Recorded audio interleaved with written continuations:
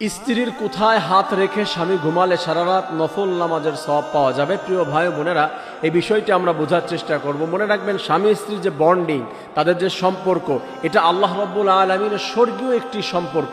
এই সম্পর্কের ভিতরে যাদের ফাটল ধরে যায়, যাদের ফ্রাকশন সৃষ্টি হয়ে যায়, তারা দুনিয়া আখেরাত কোনো জায়গায় শান্তি পায় না। মানে দুনিয়ার কোনো কার্যক্রমের ভিতরে সে কখনো স্বস্তি পায় না, কখনো শান্তি পায় না।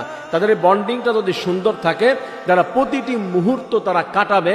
আল্লাহ রাব্বুল আলামিন ঘোষণা দিয়েছে, তাদের প্রতিটি মুহূর্তে মুহূর্তে আল্লাহ তাআলা সওয়াব দান করে দিবে।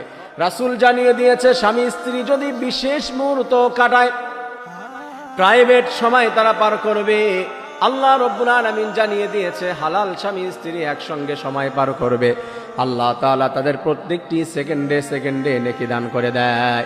স্বামী স্ত্রী যদি হাসে, রাব্বুল আলামিন বলে আমি তাতে খুশি হয়ে যাই, তাদের প্রত্যেকটি হাসির মধ্যে আমি নেকি দান করে দেই। হাজবেন্ড যদি ওয়াইফের জন্য টাকা খরচ করে, আল্লাহ বলেছে আমার রাস্তায় সাদকা করার সওয়াব আমি রব্বুল আলামিন দান করে দেই। আল্লাহ তাআলা চায় যে তাদের সুন্দর বন্ডিংটা সুন্দর থাকুক, তাদের সম্পর্ক ভালো থাকুক। আল্লাহ তাআলা চায় না যে তারা কোনো অবস্থায় তাদের ডিসকানেক্ট হয়ে যাক, তাদের সম্পর্কটা নষ্ট হয়ে যাক, এটা আল্লাহ তাআলা চায় না। প্রিয় ভাই ও বোনেরা, সবার ক্ষেত্রে স্বামী স্ত্রী রাসূলের সুন্নাহ মেনটেন করে যদি ঘুমায়, স্বামী স্ত্রীকে কোথায় কি অবস্থায় ঘুমাবে, স্ত্রীর কোথায় হাত রেখে স্বামী ঘুমালে স্বামীর সারা রাত নফল নামাজের সওয়াব হয়ে যাবে। বিষয়টি বোঝার চেষ্টা করবেন।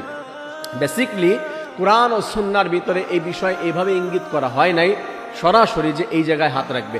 হতে পারে স্ত্রী যেখানে হাত রাখলে সে খুশি হয়, তার হাতে হাত রাখলে যদি খুশি হয়, যদি গায়ে হাত রাখলে খুশি হয়, ডানার উপরে হাত রাখলে খুশি হয়, যদি মুখের উপরে বা চুলের উপরে হাত রেখে ঘুমালে, যেইখানে রেখে সে ঘুমালে খুশি হয়, এইভাবে তাকে খুশি করার জন্য সেই জায়গায় হাত রাখবে, সেই অবস্থায় থাকবে। যেমন কুরআনুল কারীমের ভিতরে বলে দেওয়া হয়েছে, ওয়াশিরুহুন্না বিল মারুফ, আল্লাহ বলেছেন তাদের সঙ্গে সুন্দর আচরণ করো, সুন্দর ব্যবহার করো, সুন্দর ভাষায় কথা বলো, ভালোবাসা দিয়ে কার্যক্রম করো। এইখানে যা কিছু হবে আল্লাহর ভালোবাসা অনুযায়ী।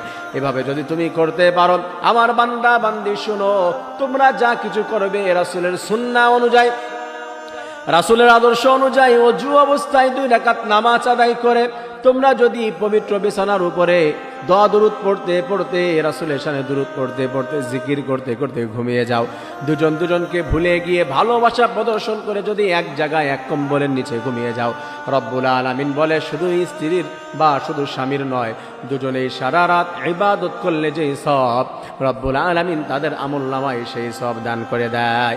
আল্লাহ তাআলা বলে আমি আল্লাহ তাদের জন্য ফেরেশতা নাজিল করে দেই। আল্লাহ তাআলা আরো বলেন যে ফেরেশতারা তাদের জন্য দোয়া করে। আল্লাহ